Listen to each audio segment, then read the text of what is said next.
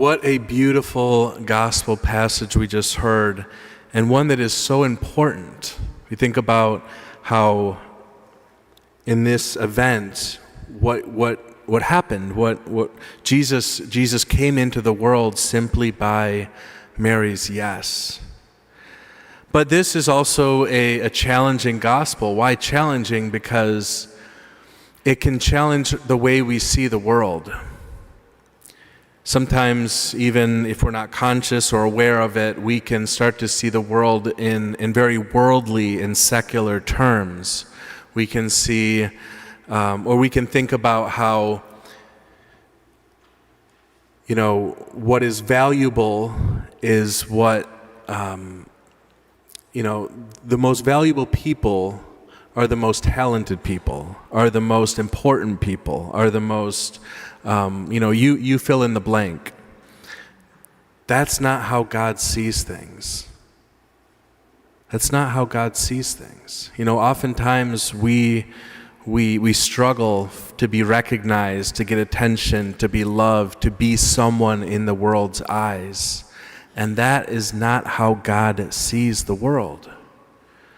God focuses on what is humble, what is hidden, simplicity, all those beautiful virtues. That is what God cares about. And this gospel passage is a teaching for all of us in that sense. All of us need to be rewired. Our brains, our hearts, our souls need to be rewired to see the world in that way, to strive after these beautiful virtues which Mary had and shows us.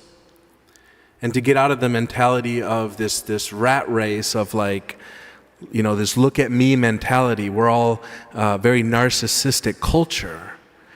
For Mary, it was all about God. And that's what attracted God's gaze to Mary, was her humility. It wasn't all about her. And it's just such a beautiful image. I just love that image of thinking about how the angel came to her and what she would have felt, what she would have thought. But just that utter humility and how she spoke those words, "Behold, I am the handmaid of the Lord. May it be done to me according to your word." In other words, it's not about me. It's not about my plans. It's not about my will for my life.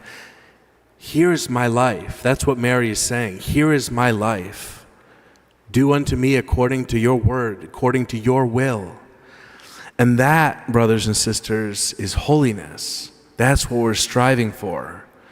Oftentimes in our life, we need to know how to let go of control, let go of our life, and trust in God. You could think about, too, as well, how all of creation was waiting for Mary's response to that Annunciation. All of creation was waiting. So much depended on her yes. Our salvation depended on her yes. And God wanted to depend on the yes of a human creature. Yes, someone who was full of grace, immaculately conceived, but someone who is human. She could have said no. Think about that. Mary could have said no. But yet her yes opened the door for us for salvation. Every time we say yes to God, even when it doesn't make sense in our minds, every time we say yes to God in the midst of struggle and difficulty and pain, every time we renew that love we have for God, that opens a door so that God can come into the world again. And God can touch souls around us, maybe our family, our friends. But rest assured, brothers and sisters, when we are generous with God, it impacts people around us. We may see it and we may not see it, but it impacts people around us. Your yes, my yes, is so important to God. And many people depend on that yes, just like all of us depended on Mary's yes.